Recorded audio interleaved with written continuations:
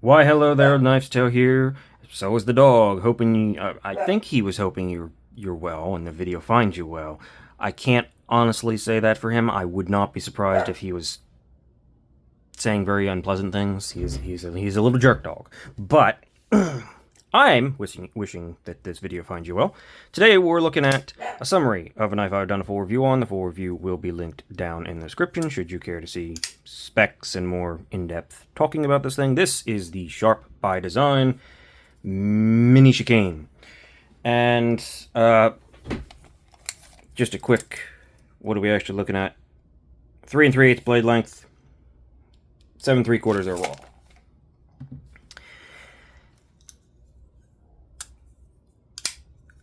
I will admit I have a soft spot for Sharp by Design knives. I really like them. I really like the execution. It is some of the top-notch level production execution you can possibly get.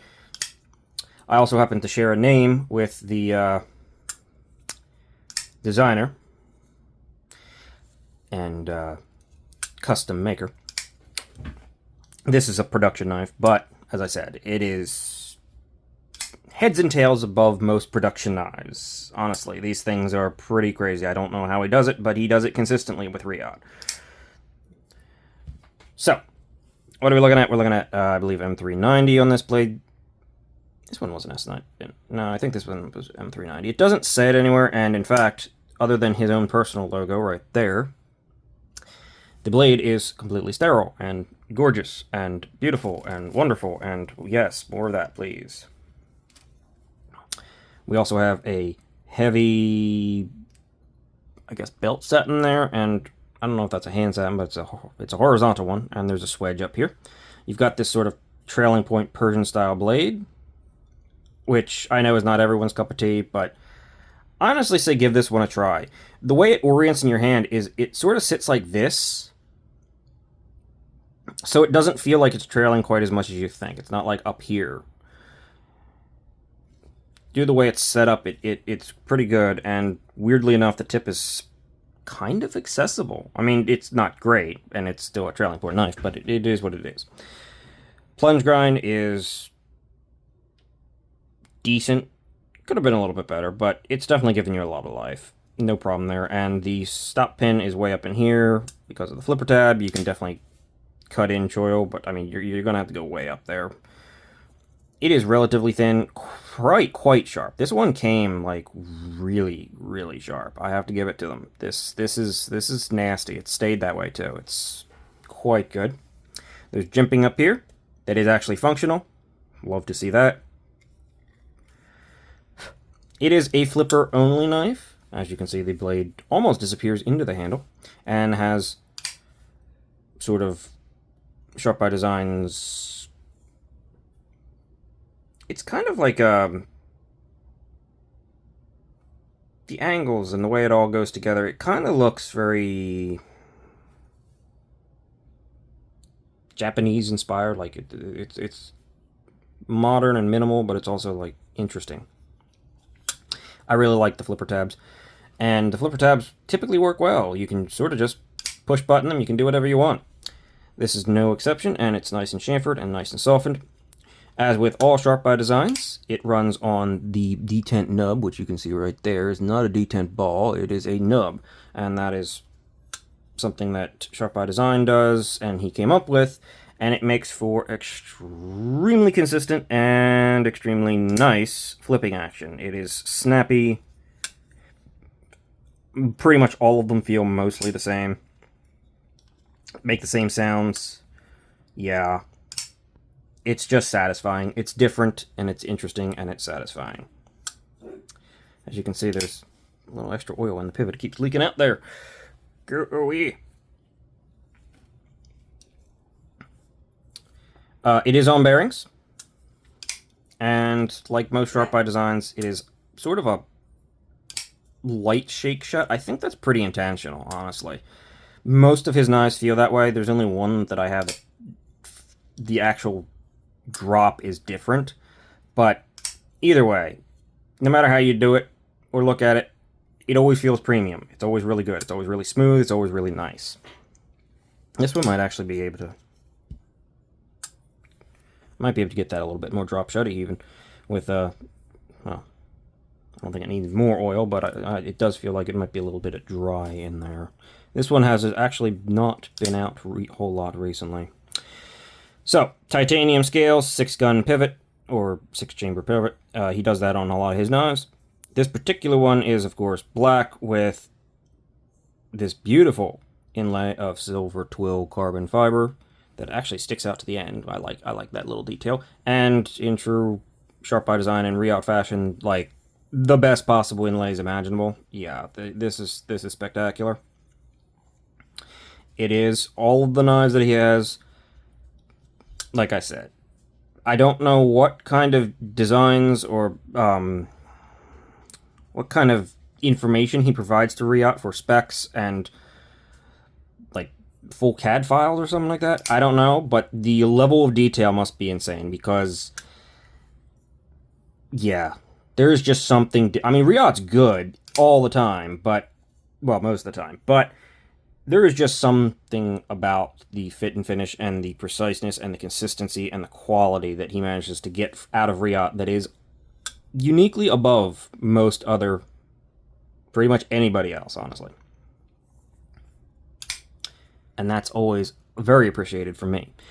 There is no milling on the inside, but, I mean, it has been milled on the outside for it to accommodate this. It's not particularly heavy. It has a nice... also, another little touch. He tends to use the lock bar insert as the actual... Like, he doesn't necessarily design extra lock bar access, though it is slightly proud, I think. Maybe a tiny bit? Maybe. But the lock bar insert itself is what sticks out a little bit further, and that's what you engage with as... And it allows him to basically always add just enough and just the right amount of interface, so you have good lock bar access, which is a nice little touch, and the nice sort of stepped platform here is excellent. You can get it from the side, super comfortable, wonderful, as always. And there's even a little bit of chamfer, so you can get in there just a little, just enough. Yeah, very well designed, very well thought out. It is also lightly contoured titanium, not that thick, but lightly contoured.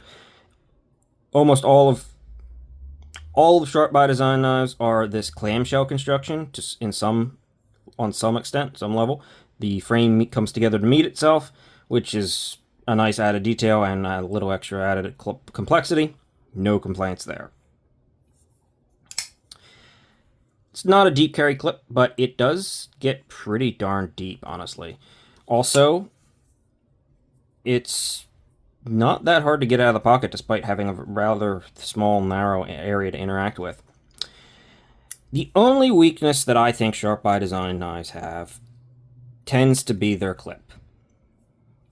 The clip looks nice. It's modern, it's nice, it's sleek, but they tend to be a little bit stiff. They have good retention, but they tend to be a little bit stiff, and unlike everything else on this knife, which is like rounded and radiused and beautiful and softened, the clips are a little bit, as you can kind of see, they're not hard angles, and they're soft. I mean, it's soft end, but they're much harder angles than the rest of the knife.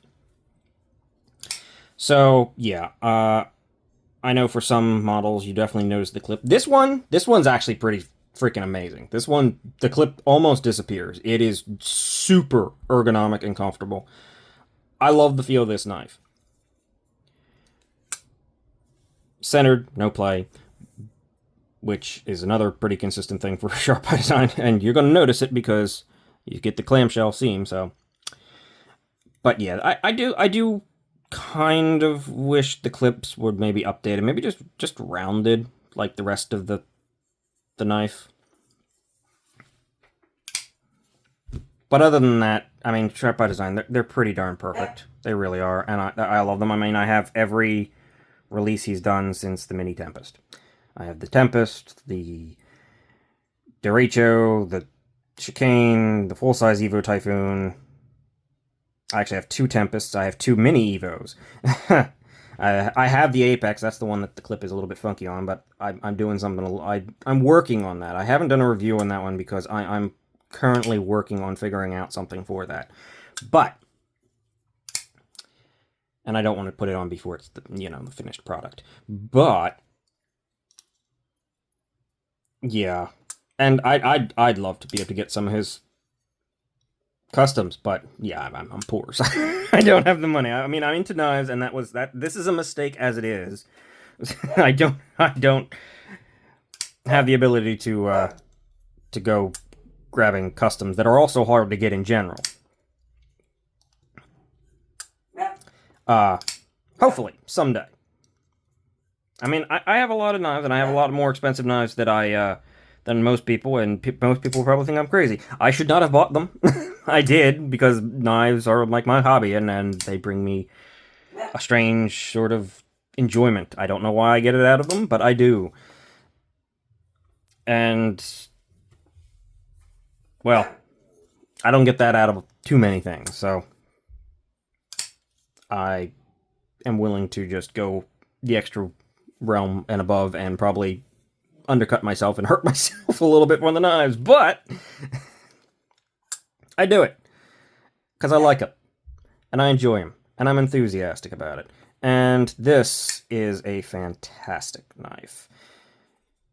Even if it's not your style, this one is even better than I thought it was going to be. I don't know if he still has some of these on his website. If he does, I'll put the website down below, because